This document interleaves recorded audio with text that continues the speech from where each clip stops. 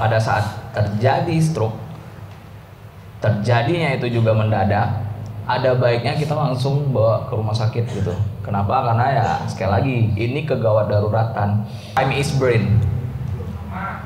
Ya, time is brain itu jadi betapa berharganya otak kita itu terkait dengan timing atau terkait dengan waktu. Stroke ini adalah sangat-sangat bergantung dengan waktu. Sehingga kalau misalnya pasien mengalami stroke gitu ya, seseorang mengalami stroke, ada baiknya segera ke rumah sakit langsung.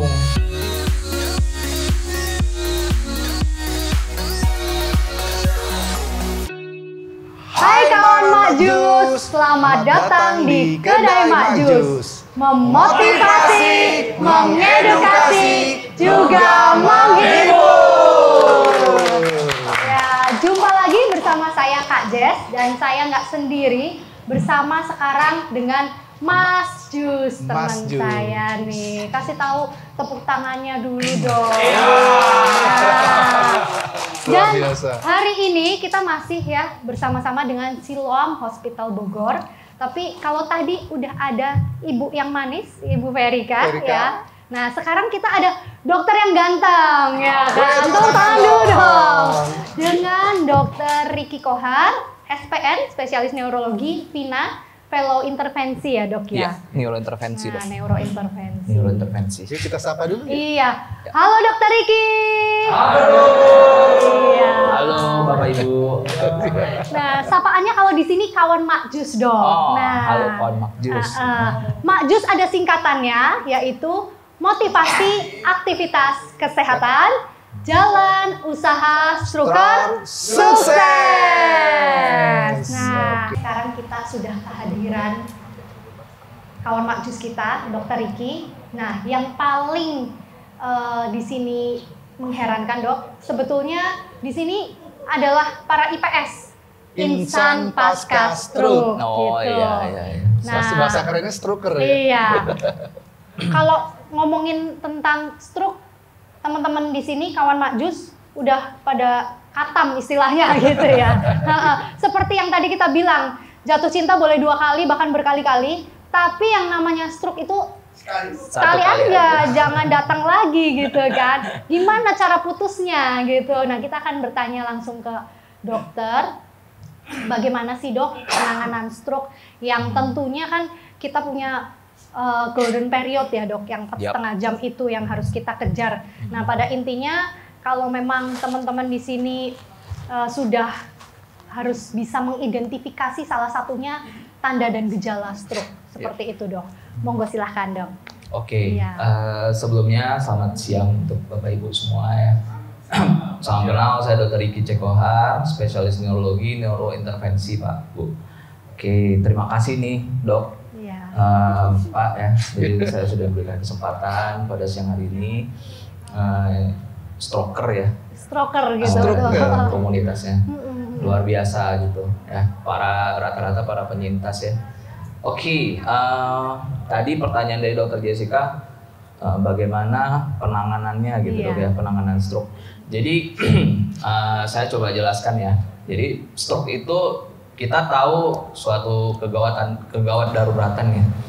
Jadi dia penyakit gawat darurat, jadi penyakit yang nggak bisa nih kalau bapak atau ibu atau ada anggota keluarga ya, atau orang terdekat atau bahkan tetangga dan orang sekitar yang pernah akan kita temuin dan kemudian mengalami tanda ataupun gejala stroke dan bapak ibu istilahnya tuh masih rawat di rumah dulu gitu ya, atau misalnya dibawa ke poli dulu gitu. Nah itu bukan hal yang tepat ya.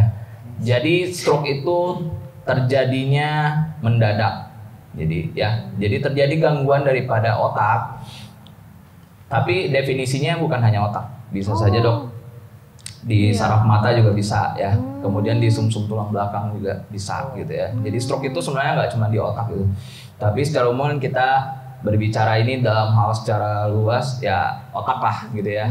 Jadi berbicara stroke stroke secara umum itu di otak. Nah pada saat terjadi stroke, terjadinya itu juga mendadak, ada baiknya kita langsung bawa ke rumah sakit gitu. Kenapa? Karena ya sekali lagi ini kegawat daruratan. Dan Bapak Ibu pernah nggak dengar time is brain? Ya, time is brain itu jadi betapa berharganya otak kita itu terkait dengan timing atau terkait dengan waktu. Kenapa bisa demikian? Karena kalau ada bahasa gini Bu, teorinya setiap 1 menit kejadian stroke itu akan membuat sel-sel otak kita itu rusak sekitar 2 juta sel. Bayangkan. Sebanyak itu ya. Ya, jadi Tuhan itu menciptakan sel-sel otak kita itu banyak sekali gitu, dan bayangkan setiap 1 menit kejadian stroke yang kita biarkan gitu Dok ya, Pak ya. Itu mati gitu sel otaknya. Jadi ya berarti apa? Bahwa stroke ini adalah sangat-sangat bergantung dengan waktu. Sehingga kalau misalnya pasien mengalami stroke gitu ya, seseorang mengalami stroke, ada baiknya segera ke rumah sakit langsung. Jangan ditusuk dulu lah tangannya, diapain lah, diistirahatin. Iya, itu mitos sih. Mitos ya. Jadi langsung saja bawa ke rumah sakit. Berapa lama golden period yang paling baik kita harus tanganin gitu ya?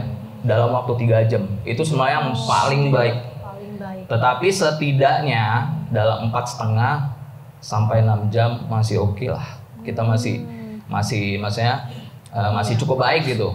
Kalau berdasarkan teori dari AHSA, memang paling baik itu 3 jam. Tetapi untuk penanganan dalam hal khusus Dok ya, ada terapi yang namanya trombolisis, itu kurang dari 4,5 jam. Tapi kalau kita berdasarkan PNPK 2019 gitu Dok. Jadi ada ini kita ya, panduan kita itu PNPK namanya, itu bisa sampai 6 jam. Tetapi alangkah lebih baiknya kalau misalnya sudah terjadi gejala stroke, langsung bawa aja ke rumah sakit. Karena kan kalau nanti di rumah sakit kita harus siapkan lagi kan. Jadi harus periksa dulu ini itu, cek lab dan lain, pemeriksaan CT scan dan kawan-kawan. Dan dokter kan pastinya kalau misalnya pasien datang ke rumah sakit butuh pemeriksaan, kita kan perlu periksa dulu ya, kita harus tanya dulu, kita harus melakukan pemeriksaan fisik dulu gitu. Tentunya pasti memakan waktu. Nah, itulah pentingnya kenapa seseorang yang mengalami stroke langsung segera ke rumah sakit. Nah, sebenarnya ada Dok, Pak, slogan segera ke rumah sakit itu udah pernah ada yang dijelaskan nggak Pak Bu? Segera ke RS pasti udah kan? Segera ke RS. Nah, jadi segera ke RS itu sebenarnya ada ininya. Jadi kalau kita melihat, Dok. Jadi kalau kita melihat seseorang ini ya, itu slogannya enak banget tuh. Jadi Bapak Ibu tinggal hafal aja, segera ke RS. Se-nya senyum tidak simetris. Ya, G-nya geraknya terganggu. Biasanya kalau stroke itu cenderung apa Pak? Setengah sisi. Ya. Ra bicaranya. Bicaranya itu antara pelo atau nggak jelas ya. Iya, bicaranya pelo atau cadel gitu ya. Ya sebelumnya nggak pernah cadel gitu, tiba-tiba cadel atau pelo gitu. Kemudian atau bisa juga terjadi gangguan bahasa. Gangguan bahasa tuh dia sulit gitu mengucapkan bahasa. Itu kita sebutnya afasia. Iya, mau ngomong nggak nyampe-nyampe gitu. Iya, kayak sulit gitu mau mengutarakan bahasa tertentu. Dalam hal ini misalnya bahasa Indonesia ya. Sebelumnya si pasiennya itu lancar banget gitu bahasa Indonesia ya, karena kita ini ya sudah bisa bahasa ibu ya. Tapi tiba-tiba sulit gitu. Atau si pasien itu sulit mendengarkan apa yang kita perintahkan misalnya, atau apa yang kita tanyakan, sulit gitu mendengarkan. Itu kita sebut afasia Bu, gitu Pak. Ya, itu berarti apa? Segera ke itu kebas. Jadi kebasnya juga setengah sisi. Mulai dari wajah, lengan ya, tungkai. Itu kita curiga stroke. Ya, ke R itu rabun. Nah, rabun ini memang nggak selalu, tapi bisa jadi petanda juga ya. Rabun itu misalnya ya matanya biasa aja sebelumnya, tapi tiba-tiba mendadak kabur gitu. Nah, itu mungkin kita bisa curiga stroke ya. Kemudian S-nya sakit kepala. Sakit kepala itu ya kita mau lihat, biasanya yang cenderung mengalami nyeri kepala pada pasien stroke itu stroke perdarahan. Jadi stroke itu Bapak Ibu harus ingat nggak cuman ini ya apa dok ya, nggak cuman stroke sumbatan gitu, tapi ada juga stroke perdarahan. Betul. Seperti itu. Nah, luar biasa banget ya. Dan ini semua segera ke RS. Segera itu semua kayaknya sudah pernah dialami para stroker yang ada di sini ya, gitu. Jadi bukan hanya diidentifikasi sekarang diri sendiri, juga teman-teman dan keluarga di sekitar gitu. Jadi kita ini sekarang menjadi para stroke helper gitu. Jadi kita bisa mengidentifikasi. Nah, ngomong-ngomong tentang stroke unit nih dok, berhubungan juga dengan spesialisasinya dokter di bidang intervensi nih. Seberapa besar meningkatkan harapan hidup para stroker nih? Misalnya sudah terjadi kejadian stroke dan harus golden periodnya tertangani dan ada beberapa tindakan medis seperti trombolisis dan sebagainya. Oh ya, baik. Baik dok, terima kasih. Jadi gini, penanganan pertama stroke tadi itu kan ya itu yang saya bilangnya dalam 4,5 jam sampai 6 jam itu kita usahakan kalau bisa masih si pasien itu masih dapat gitu terapi trombolisis namanya Pak Bu ya. Ya, jadi terapi trombolisis itu adalah terapi di mana kita itu memasukkan obat ya dalam hal ini ya pengencer darah yang adekuat gitu dok ya ke dalam infusan gitu, jadi ke dalam pembuluh darah kita intravena ya. Nah, itu biasanya diberikan dalam waktu 1 jam Pak. 1 jam. Ya, diberikan dalam 1 jam. Harapannya apa? Supaya si bekuan darah yang menyumbat tadi itu bisa lepas. Bukan lepas, lebih tepatnya dia lisis gitu atau pecah gitu. Jadi harapannya apa? Aliran darahnya kan lancar lagi ya. Dan kemudian gejala-gejala stroke tadi itu bisa hilang gitu. Gitu. Kenapa? Ya karena 4,5 jam itu benar-benar masih golden period. Jadi di otak itu pada saat stroke sudah terjadi sebenarnya ada area yang kita sebut area penumbra Pak Bu. Jadi area penumbra ini istilahnya area yang masih bisa kita selamatkan. Dia belum benar-benar yang 100% mati semua gitu sel otaknya. Jadi masih ada area yang masih sangat mungkin kita selamatkan dan bisa sangat meningkatkan fungsional outcome atau keluaran fungsional kita nantinya gitu. Bahkan ya kadang bisa juga pasiennya jadi yang awalnya datang nih ya misalnya kelemahan benar-benar lemah total gitu, terus tiba-tiba bisa ngangkat lagi gitu. Ya, jadi obat itu memang ya sangat-sangat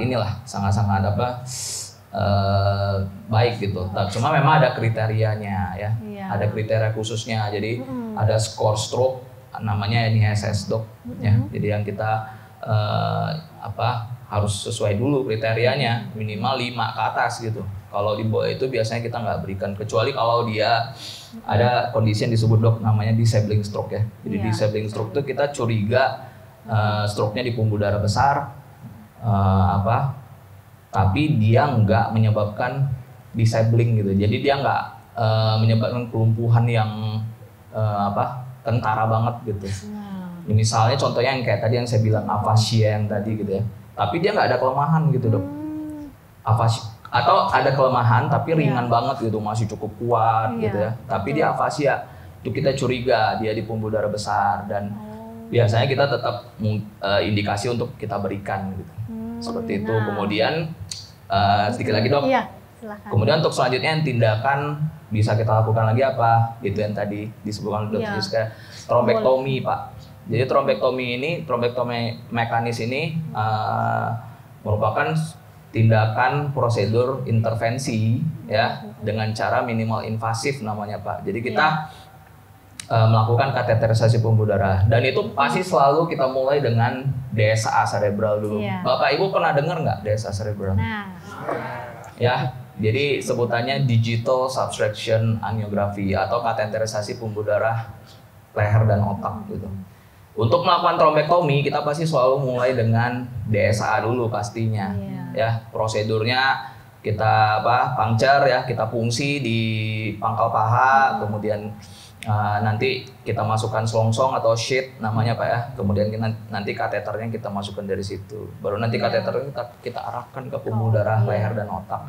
Nanti dari situ akan terlihat apakah dari hasil DSA itu akan terlihat apakah ada sumbatan atau enggak, ada penyempitan atau enggak gitu. Baru nanti selanjutnya kita bisa lakukan trombektomi. Nah, trombektomi itu indikasinya kapan sih Pak Dok gitu ya. Indikasinya paling bagus itu dalam 6 jam. Dari sejak onset ya, dari sejak terkena, dari sejak gejala stroke itu muncul. Dan ada syaratnya lagi, dia harus di pembuluh darah besar. Nah, gitu. Jadi ya, tapi itu biasanya dokter sih yang mengevaluasi ya. Pokoknya kalau kita ketemu pasiennya dan indikasi untuk dilakukan DSA dan kemungkinan trombektomi itu kita akan, maksudnya itu dokter yang menentukan gitu ya. Seperti itu. Nah, trombektomi pada dasarnya juga bisa extend namanya, Pak. Jadi bisa diperpanjang Dok sampai 24 jam pertama dari sejak onset. Tapi memang ada kriteria khususnya lah begitu. Tapi pada dasarnya berapa lama sih trombek bisa dikerjakan gitu ya? Dalam rentang onset berapa lama gitu? Dalam 24 jam pertama. Gitu. Luar biasa. Nah, hari ini belajar banyak banget ya para stroker nih, luar biasa loh. Iya. Jadi nanti pinter-pinter kok stroker yang ada di sini gitu. Kadang di grup WA kita saling sharing Dok, ada artikel-artikel apa nih, saling kirim-kiriman gitu. Jadi bahasa-bahasa kedokteran lama-lama pada pinter gitu kan. Nah, untuk penanganan komprehensif kayak gini nih Mas Jus nih.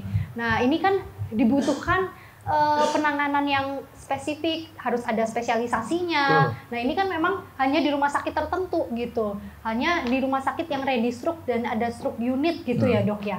Karena tidak semua rumah sakit itu memiliki. Nah, kebetulan di Rumah Sakit Siloam Hospital Bogor ini memiliki timnya gitu ya Dok ya. Betul, gitu. Dok. Nah, jadi Mas Jus mau bertanya apa nih? Kayaknya dari tadi ini nih udah nggak sabar nih. Justru itu ya, tadi ada beberapa teman titip pertanyaan ketika masyarakat kita ini kan banyak yang awam ya Dok. Artinya bagaimana sih ketika keluarga itu terserang stroke? Tadi emang udah dijawab, tapi mungkin kan kepanikan yang ada, kepanikan. Kira-kira tapi misalnya dia ada di Sukabumi gitu kan, ketika mau masuk ke rumah sakit yang itu belum macetnya, belum itunya. Nah, itu golden period itu kan lama-lama kan habis ya. Kira-kira ada nggak penanganan awal dulu ya? Penanganan awal dulu atau ada obat khusus yang bisa dikonsumsi dulu sehingga untuk pertolongan pertama? Oke, jadi gini, kita tuh itu tadi balik lagi Pak Bu ya, Dok ya, Pak. Kita bedakan lagi kalau kita melihat pasien mengalami stroke entah dia dalam keadaan sadar atau tidak. Jadi gini, stroke iskemik atau stroke sumbatan itu kebanyakan memang pasien itu dalam keadaan sadar Dok.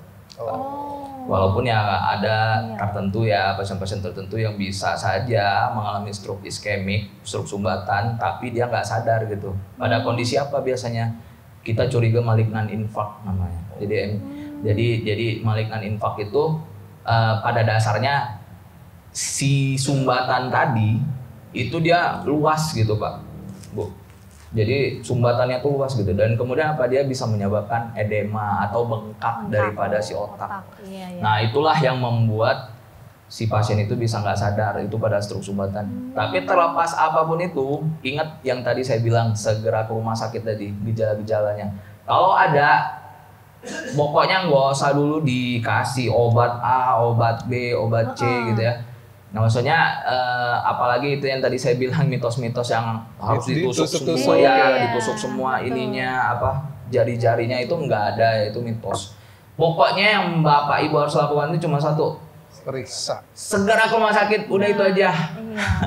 Itu saja yang kalian harus lakukan di rumah. Segera ke rumah sakit, itu saja. Nanti sisanya di rumah sakit biar kita yang tanganin. Nggak usah Bapak Ibu nggak usah nggak usah terlalu banyak memberikan intervensi ke si pasien atau si keluarga itu gitu. Pokoknya cepet aja telepon, misalnya kayak di Siloam kita kan ready ya, misalnya kalau masih masih dalam rentang ambulans kita bisa datang ya kan, selama masih dalam kita masih bisa gitu. Pokoknya telepon aja, atau setidaknya di rumah sakit yang terdekat yang bisa cepat melakukan pertolongan gitu. Dan pada akhir kan nanti dari contohnya kita kan stroke ready hospital, dan kita sudah tersedia untuk tindak terapi trombolisis, kemudian juga kita ready untuk trombektomi Dok sekiranya diperlukan gitu ya.